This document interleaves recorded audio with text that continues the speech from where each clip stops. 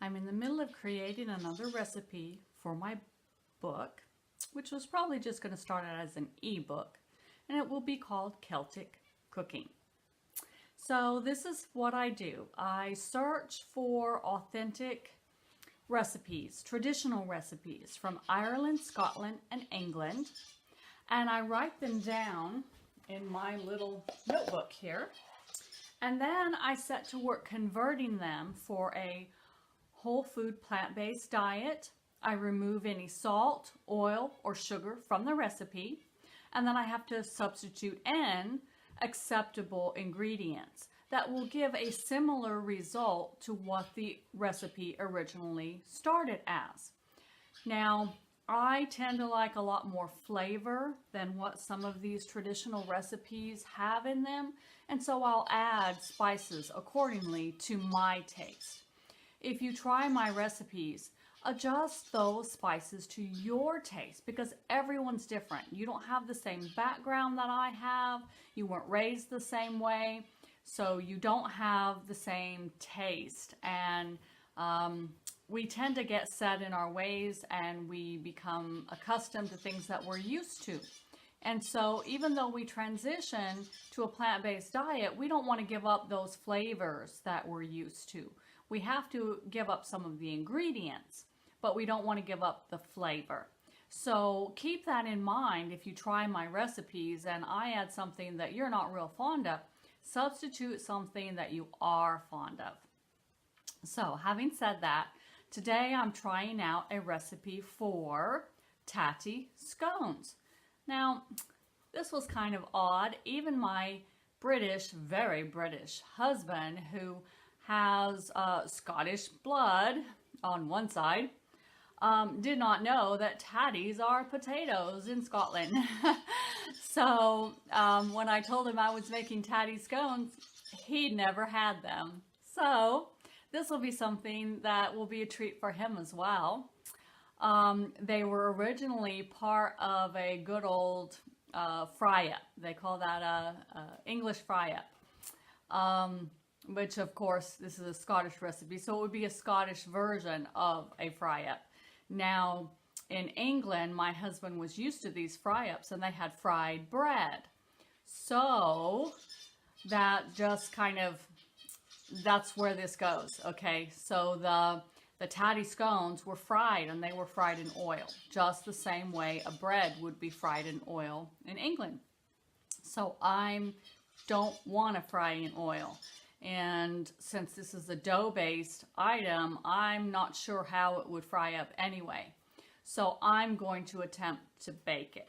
And of course, I'm going to leave out the salt when I prepare it. I'll put a salt substitute in. And originally it would be slathered in butter, which I'm not going to do that either. Okay, so let's get started. What you need for this recipe is 1 medium potato, cubed and boiled until fork tender.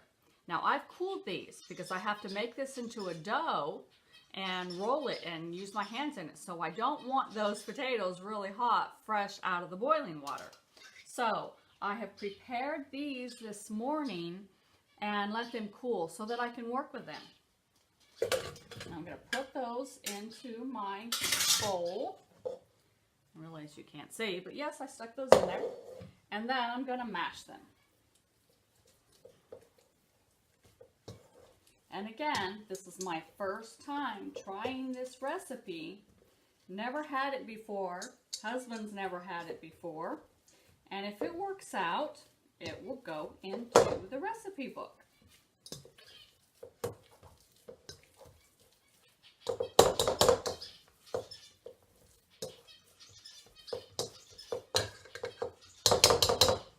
And I realize the camera is not set where you can see down in that bowl very well, but I've given them a good mash.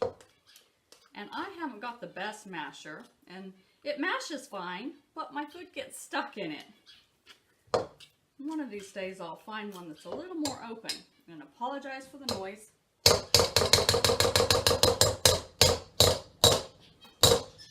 I'm slinging potatoes everywhere.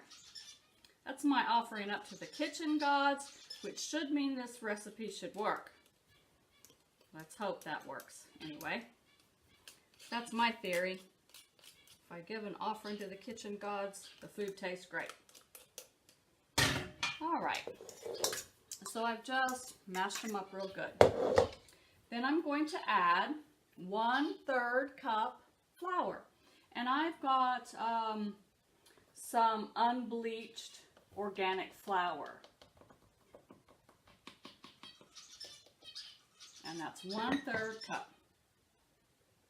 Now, of course, this was a traditional Scottish recipe, and so it was not set in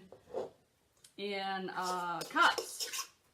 It was in ounces, and I had to convert. So that's one of the things that I do for this cookbook, is I convert the measurements to American. And I realize that some of my audience is in the UK or Australia. I think I've even got some Belgium following lately. So you may have to convert them to whatever's popular in your area. But predominantly, about 80% of my audience is in the US at present date, here at the end of January 2017. Now I'm just stirring that up really good. Now, of course, the original recipe calls for a pinch of salt. I am going to use this no salt, which basically is a potassium. And just a little bit, because this does have quite a strong flavor. And mix that up really good. Now, this is something that you cannot avoid getting your hands into, because we're going to make a dough. I'm going to just keep mashing really well with my fork to try and get pieces smaller that my masher didn't mash very fine.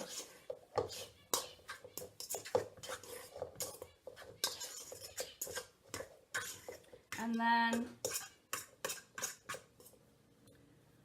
I don't know how you were taught to roll dough, but what I do is I use wax paper. And, excuse me, because I don't like sticking. Sorry about that, guys. I don't like sticking, and this is, sorry, I think my husband has given me his germs, and I've got a little bit of a tickle in my throat there. I apologize. So anyway, I don't like messes, and I don't like things sticking and having to flour the counter and all of that. And so I have always, whatever dough I'm working with, I line my surface. Let's see if I can get this into an area where you can see better. How's that? Okay. And then I tend to roll in the middle of parchment paper. And it stops whatever dough I'm working with. It stops it from sticking to my rolling pin, and it stops it from sticking to my counter. Now, apologize. Moving my book out of the way there.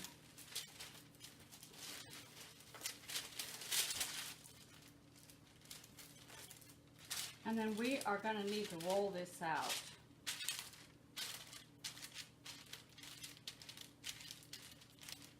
Okay, so I'm going to get it really good in here. And it says about 1/4 inch thick. Now mine, and I will hold this up where you can see it. My masher doesn't mash real fine. So I've still got visible pieces of potatoes in there.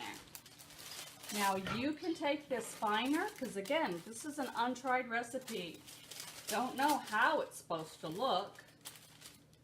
I find a lot of old traditional recipes in books and the internet, and then I just try them out. Because when I married my British husband, of course I wanted to give him things that he was used to. So I had to learn how to make shepherd's pie and meat pies, which now have become seitan pies, or lentil pies, or sometimes I'll just do onions and mushrooms, and he's happy with that. But Yorkshire pudding was the thing that I had to master, and I really regret not being able to have anymore because of my oil-free diet. All right.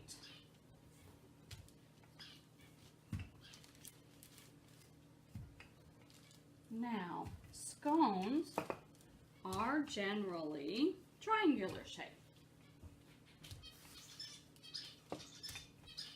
So we're going to cut this into triangular shape. Now see how by rolling that between the wax paper, completely clean. My counter is clean, my rolling pin is clean, my hands are fairly clean.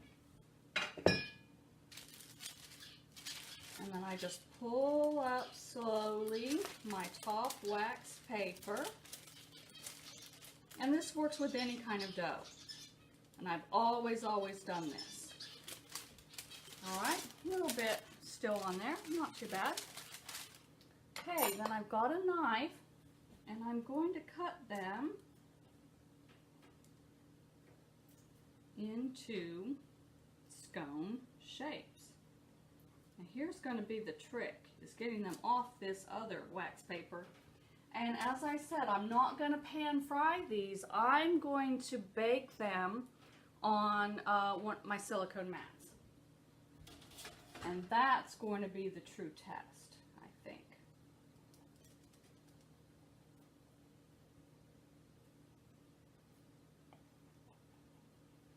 And I'm just cutting it kind of like you would a pie shaped, or even a pizza, so that I have my triangular scone shapes. Okay. Now,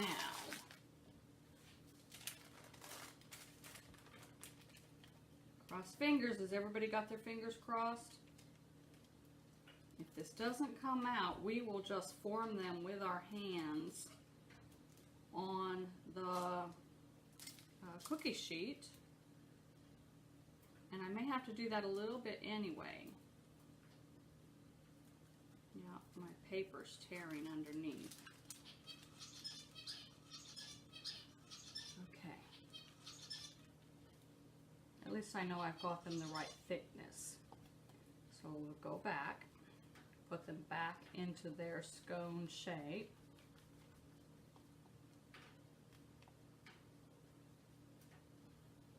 Sorry, you can't see me. So I know I've got the right thickness, and I just have to retain the shape. Now, you don't have to shape these like scone shapes.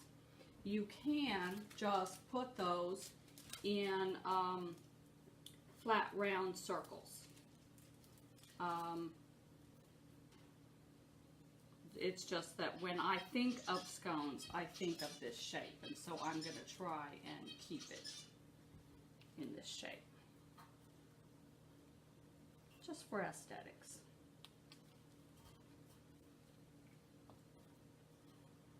And how about I do this part off camera, and I'll come back when I get them all done. Save some time.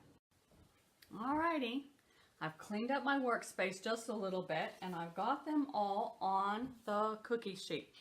And I've never tried anything like this before, so I haven't a clue how long to bake it. I'm thinking around 350 degrees Fahrenheit. And I'm going to try around 10 minutes and then increase if I need. And of course, they're probably going to have to be flipped at some point. Now, just because the original recipe is fried, I'm attempting 1 scone in my ceramic nonstick skillet, just to see how that goes. And I'll let you know. You'll know when I know, okay?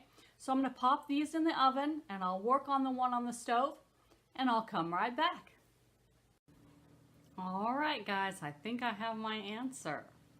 So I had an epiphany. Just as I was about to stick these into the oven, I had a little thought, okay?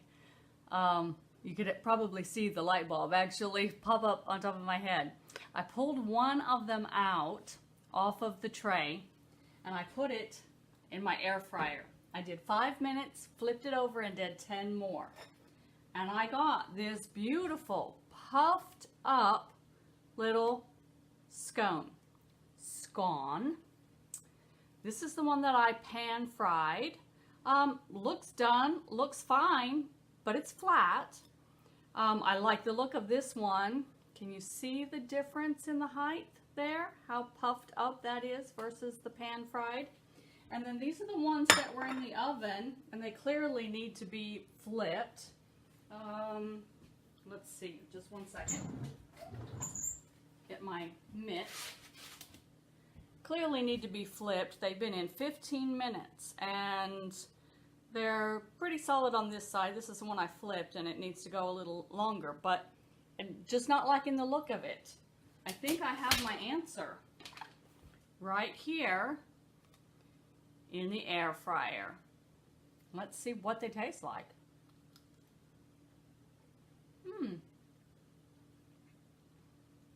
Taste like a potato pancake.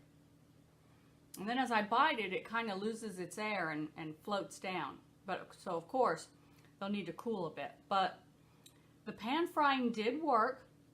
You would do it like you would if you're doing hash browns in a nonstick skillet. Be sure it's golden brown, and it's been there a good long time before you try to flip that over. Otherwise, you just get it to stick. And that's how you do hash browns without oil as well. So I'm not going to continue baking these. I'm going to throw the rest of them in the air fryer and do them that way. So now we have our answer, and we know how to do this recipe, and that's the way it will appear in the book. Have a good day, guys.